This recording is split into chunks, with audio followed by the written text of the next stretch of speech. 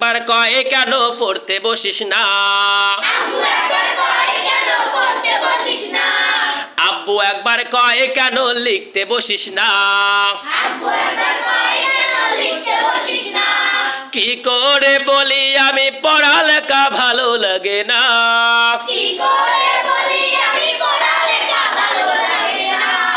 ভালো লাগে না। আমি যদি বলি একটু করব খেলা, আম্মু বলে খেলবি কেন দুপুর বেলা? আমি যদি বলি একটু করব খেলা, আম্মু বলে খেলবি কেন দুপুর বেলা? আমি যদি হতাম মা বাধা নিষেধ করতাম না।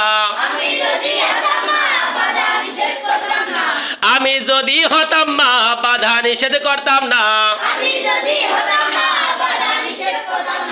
আমার ছেলে বলতো আমায় কত ভালো মা, কত ভালো মা।